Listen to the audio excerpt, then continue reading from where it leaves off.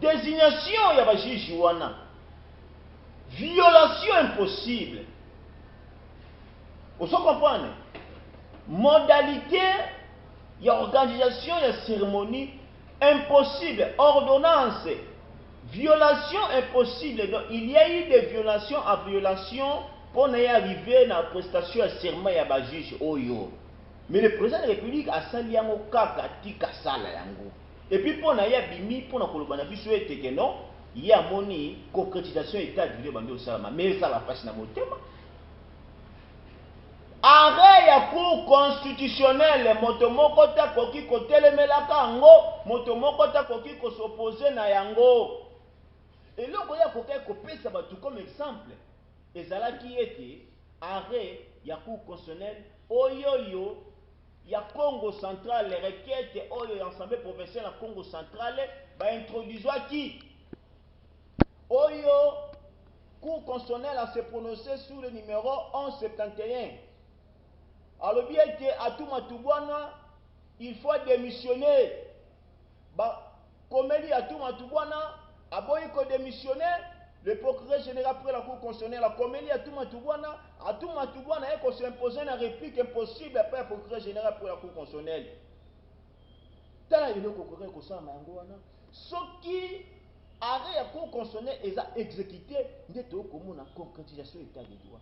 Mais oyo wana salami wana eza pona peuple te, oyo wana salami ezali pona mokonzi mboka tikala na pouvoir ba kowelela entre bango na kasi na FCC cour constitutionnelle oyo eza na bénéfice ya population te. C'est ça na kanisa ki ta ko ba concrétisation état de droit, ceux qui rendre justice na bato ba ko kufaka na Butembo na Beni na Siro na itu bato ba ko kufaka ta musu justice, ceux qui rendre bango justice to moni concrétisation état de droit. Mais ya ko bana bato ndi amoni prestation ya serment mais ko pesa pasi, ni ko pesa pasi.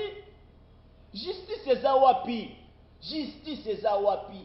État de droit to ko mona ngoto tebite za slogan ou comment na Congo central et comme une république du Congo central où ils ont kambama na Messia Atuma Tubwana na Jacques Vwemba. Mais Jacques Vwemba est moko alobi yango ete ali motoyo moto moko ta ko kolongola ye minable abinga aza minable. Atuma Tubwana na Jacques Vwemba banganzambi ba komisi Congo central république de l'UDPS. Nous devons encourager ma campagne. Monsieur le vice-ministre, ministre de l'Intérieur, pourquoi persécuter le procureur général pour la Cour constitutionnelle? Lui avait écrit à désigner un intérimaire. Mais silence, le président de la République a yebi makamboyo. Il a fallu à s'imposer pour état de droit et se faire vivre d'abord dans le Congo central. Ensuite, il courage à la commission en dehors à place pour le statuer dans la province en conflit. Mais jusque-là, ça est le côté. Mais il y a concrétisation, prestation de serment. Mais c'est pitié pour ce pays. Nous allons où? Nous allons où dans ce pays? Le Congo central. Le Congo central est abandonné. État de Dieu Zawapi. Batubako Koufa na Beni. Problème à Minembwe, c'est abandonné. Mais beaucoup y a une prestation de serment. Mais c'est impossible. Monsieur le président de la République, voici la situation où il y a courage à Koloba, concrétisation état de droit. C'est le Congo central, la province de Fumukimbangu, de Yéla Kimpavite, les a sacrifiés. Voilà, Jean-Claude Fouemba. C'est précipité dans votre salle après, il y a 9 millions de dollars pour la construction, il y a finition, il y a stade Lumumba. Nous sommes pour Baliambongo province.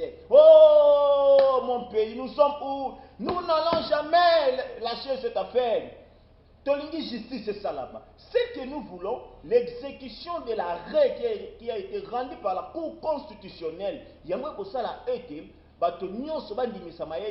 concrétisation, il y a état de droit dans la RDC. Nous disons ceci. Nous voulons la justice équitable.